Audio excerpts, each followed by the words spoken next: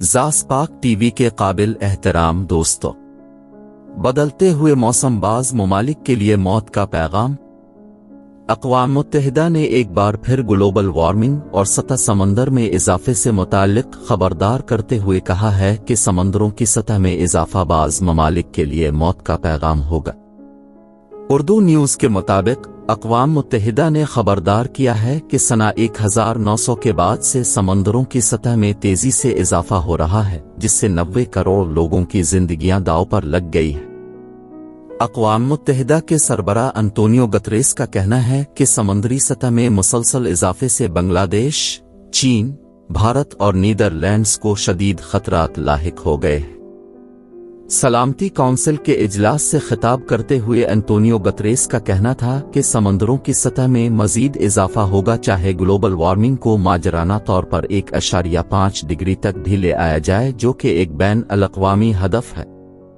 उन्होंने खबरदार किया कि ये सूरत हाल इन ममालिक के लिए सजाए मौत है जो कमजोर हैं और समंदर के करीब हैं। इनमें वो छोटे ममालिक भी शामिल हैं जो जजीरों पर हैं। खतरे से 2-4 ममालिक के अलावा उन्होंने कुछ बड़े शहरों का जिक्र भी किया कि जिन्हें संगीन असरात का सामना करना पड़ेगा।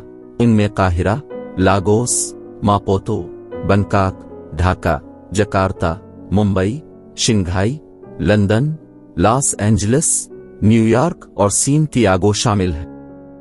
अक़वाम मुत्तहिदा के सरबराह ने 1 डिग्री को भी ग्लोबल वार्मिंग के लिए खतरनाक करार देते हुए कहा कि अगर दर्जा हरारत में 2 सेल्सियस का इजाफा हो जाए तो समुद्री सतह 2 गुना हो सकती है और दर्जा हरारत में इजाफा हो सकता है। उन्होंने मेट्रोलॉजिकल ऑर्गेनाइजेशन के अदाद शुमार का हवाला देते हुए कहा कि वो बहुत खतरनाक हैं।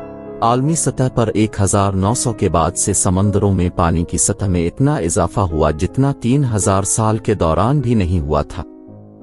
उनके मुताबिक समंदरों का दर्जा हरारत भी पिछली सदी के दौरान इतना बढ़ा जितना पिछले 11000 साल में भी नहीं बढ़ा था।